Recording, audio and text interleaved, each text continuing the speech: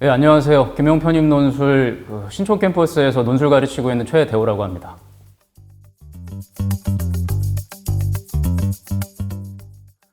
대입 논술은 선행평가보고서라는 걸 이제 논술이 끝나고 나면 모든 학교들이 제출을 해야 되는데, 이때 반드시 들어가야 되는 게 뭐냐면 교과서 바깥에서 내면 안 된다는 거예요. 사교육 조장해주면 안 된다는 거죠. 그래서 여러분들 중에 혹시나 대입 논술 공부해 보셨던 분들이 계시다면 허구한 날 기능론, 갈등론 나오고 롤스랑 로직 나오는 게 교수들이 그거밖에 몰라서 안 내는 게 아니고 그것밖에 낼 게 없기 때문입니다. 고등학교 교육과정 내에 있어야 되는 거거든요. 한편으로 동일한 출제 유형을 가지고 때로는 동일한 출제자가 내기도 하는 편입 논술을 생각해 보시면, 얘네는 대학교 1, 2년에 그 전공이 정해진 다음에 거기서 배웠을 내용 중에서 출제하는 거란 말이에요. 그러니까 문제 유형은 동일합니다. 연대랑 고대 이제 대입 기출 문제들을 푸는 이유가 여기에 있는데 문제 유형은 동일해요. 그런데 거기 나오는 배경 지식의 수준이 다릅니다. 당연하겠죠. 1, 2학년 때 배웠었던 내용에 관련한 거니까요.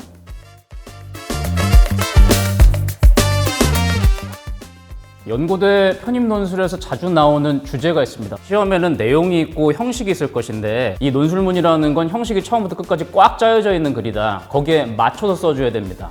창의성을 인정하는 장르가 아니에요. 이제 내용에 대해서 살펴보자면 대학이랑 교육기관에서 공부해야 될 가장 큰 주제, 갑자기 확 하고 뛰는 건 있겠습니다만 수업 들어오시면 이야기가 됩니다. 그러니까 2차 대전인데요. 어떻게 하면 다시는 전쟁이 일어나지 않을 수 있을까? 이게 핵심 주제입니다. 가장 연구를 핵심적으로 하는 주제는 결국 여기에 있어요. 그래서 전체주의가 다시 나오는 걸 방지하고 그 대안으로서의 민주주의, 이 민주주의 문제가 계속해서 나오는 겁니다. 이게 제1주제입니다. 제2주제는 뭐냐면 우리의 삶을 구체적으로 힘들게 하는 거. 일단 전쟁 나면 다 죽는 거고, 이 순위로는 전쟁이 안 난다면 우리의 삶을 제일 힘들게 만드는 거예요. 우리가 돈을 벌어야 되잖아요. 근데 이 돈 버는 게 노력한 만큼 안 나올 때도 있고, 노력한 만큼 나오는데 너무 힘들 때도 있고, 즉 자본주의의 폐해를 지적하는 게 제2주제입니다. 연고대 논술 문제는 거의 정치 연장선상에서 나옵니다. 실제 정치 연장선상에서 나와요. 작년에 고려대에서 한나 아렌트 나왔습니다. 한나 아렌트는 연고대 공부하면서는 2순위로 공부해야 되는 철학자인데요. 수업 시간에 무조건 다 봅니다. 근데 한나 아렌트가 했었던 얘기가 뭐냐 하면 2차 세계대전을 참고로 삼아서 나와 생각이 다르다고 죽이지 말라. 이게 핵심이에요. 그러니까 나랑 다르면 불편하고 싫을 수는 있는데 그렇다고 해서 죽을 권리는 누구한테도 없다. 그랬던 세력이 전체주의고 거기서 살아남은 게 한나 아렌트거든요. 그 문제를 왜 작년에 뜬금없이, 재작년에 뜬금없이 냈을까요?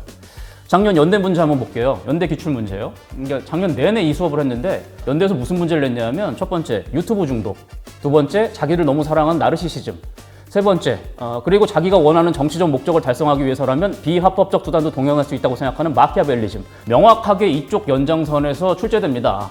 최근 5년 동안 출제 기출 경향성도 명확합니다. 제 수업 들어오시면 3시간 중에 1시간은 무조건 교양 강의합니다. 출제되는 주제들은 정해져 있습니다. 그 주제를 가지고 활용할 수 있는 철학자들 이론도 정해져 있고요. 거기서 나오는 패턴들도 정해져 있습니다. 이거 열심히 공부하시면 되겠고, 매 주마다 한국 사회가 어떻게 돌아가는지 공부해 보시라고 진보신문 2개, 보수신문 2개 해서 사설 넣어드립니다.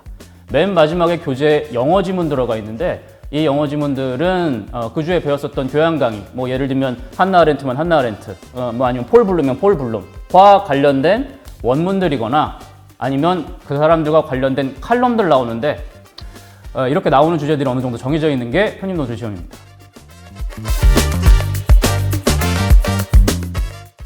한 해 커리큘럼 크게 보면은 세목금으로 진행되는데요. 1월부터 4월까지 기본 수업을 하고 5월부터 8월까지 연세대, 고려대 대입 논술 기출 문제 풉니다.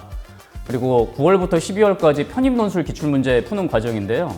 1월부터 4월까지 과정 중에 대부분은 이제 경희대 기출 문제 풀고 있습니다. 왜냐하면 경희대가 최근까지 편입 논술이 있었던 제3의 학교입니다. 그래서 이건 제 추론인데, 경희대가 취하고 있었던 전략이 연세대랑 고려대 문제를 따라하면서 난이도를 낮추는 문제를 내왔어요. 그러니까 그 학교들 준비하면서 우리 것도 볼 수 있다, 뭐 이런 계산이겠죠. 이런 걸 통해서 접근하는 걸 하고 있었는데, 인터넷 강의 들으시는 분들이라면 일단은 3, 4월 수업을 들어보시기를 권합니다. 들어봤는데 수준이 맞다. 그럼 괜히 1, 2월 수업 듣는데 돈과 시간 낭비하지 마시고 거기서부터 시작하시면 되겠고, 여전히 좀 어렵다라고 생각하시면 1, 2월 수업부터 한번 해보시는 게 좋겠죠. 그리고 5월부터 8월까지, 올해는 조금 진도가 빨라서 지난주 4월 하순부터 이미 고려대 기출문제 들어갔는데요. 대입 논술 문제부터 먼저 푸는 이유는 이렇습니다. 아까 말씀드렸던 것처럼 대입 논술과 편입 논술은 출제 유형이 동일한데 대입 논술 쪽이 조금 더 쉬운 주제를 출제합니다. 고등학교 교과서 내에서 있는 내용으로 출제해야 되거든요. 대입 논술 같은 경우는 특정 연차에 한정해서는 해설, 채점 기준, 심지어는 학생들의 우수 답안하고 부족 답안까지 일일이 첨삭해서 올려준 자료들이 있거든요. 아, 이걸로 채점하겠다는 거구나. 이런 종류의 답안을 모범 답안으로 생각하는 거구나. 라고 조금 난이도가 낮은 문제이기 때문에 5월부터 8월까지 두 문제 중에 조금 더 쉬운 고려대 대입 논술부터 풀고 그 다음에 연대 대입 논술 풀고요. 9월부터는 고려대랑 연세대 편입기출 풀게 되겠습니다.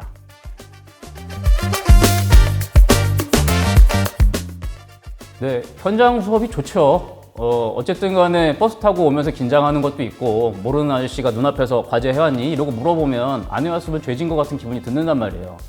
그리고 아무래도 좀 집중하게 되고요. 옆에서 공부하는 학생들이 있고 이러니까. 근데 영상 보시는 분들은 아마 대부분 코로나 시기 때 학창 생활을 보내셨을 분들이고 영상 보면서 혼자서 공부할 때 어떻게 자기를 단속해야 될지에 대해서 좀 아시는 분들일 거예요. 그리고 같은 돈 내는데 똑같이 시험 준비하는데 손해보시면 안 되니까 저도 현장에서 수업 진행할 때 되도록이면 카메라 보고 수업하려고 좀 노력을 많이 합니다. 인터넷 강의로 들으시는 분들도 불편함이 없게 차별받지 않게 되도록이면 평등하게 들으실 수 있도록 노력하니까요. 그리고 뭐 현장 수업을 못 듣는데 어떻게 할까요?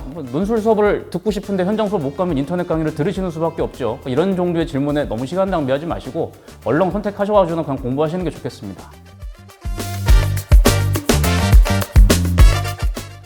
용기 낼 수 있는 한마디. 지금까지는 강사로서 제가 객관적인 정보나 아니면 제가 분석한 결과들을 바탕으로 해서 말씀드린 건데요. 여기서부터는 그냥 동네 삼촌이 얘기한다고 생각하고 들으시면 조금 더 좋을 것 같아요. 첫 번째로는 이런 건데요. 편입 논술이 대입 논술보다 문이 좁다면 안 할란다. 굳이 라고 생각하신다면 그 정도의 혜택을 바라고 다음번 스텝이 있으실 거 아니에요. 이번에 편입 논술 안 한다 할지라도. 예를 들면 이 정도의 혜택을 바라신다면 치전원이라든지 로스쿨이라든지 한국에서 몇 개 선택지가 없죠. 그때 준비하셔야 될 노력에 비하면 여전히 여기도 굉장히 넓은 분입니다. 이걸 한번 해보고 싶다, 호기심이 생겼다 생각이 드시면 해보시는 게 좋다고 생각해요. 이것도 시험이니까 붙는 사람 있고 떨어지는 사람 있습니다. 그런데 그 경험은 어디 안 가거든요. 실패했다 하더라도 불합격한다 하더라도 그 경험은 어디로 안 가요. 대입 논술은 친구들 많이 합니다. 수시 전형으로 있고요. 내 주변에 하는 사람들도 있어요. 그런데 편입 논술은 하는 사람이 별로 없어요. 안 들여도 좋을 시간과 돈이라고 생각되는 걸 굳이 선택해서 하고 있는 겁니다. 그리고 내가 하고 싶은 걸 하기 위해서. 미래의 직업을 위해서든 아니면 연대 캠퍼스를 걷고 싶어서든 아니면 내가 듣고 싶은 교수님 수업이 있어서든 내가 원하고자 하는 그 목표를 위해서 시간과 돈을 따로 투자해 본 경험이 있단 말이에요. 그런 기회를 20대 초반에 안정된 환경에서 준비되어 있는 커리큘럼을 바탕으로 해보시는 것들이 여러분 삶에 좋은 경험이 될 거라고 저는 생각해요. 그러니까 단순히 학원 다니면서 시간 쓴 거, 논술 시험 준비한 거, 논술 시험 떨어지고 나면 이거 아무것도 아니지 라고 하진 않을 거다. 인생에 남는 게 있을 거다. 이렇게 생각합니다.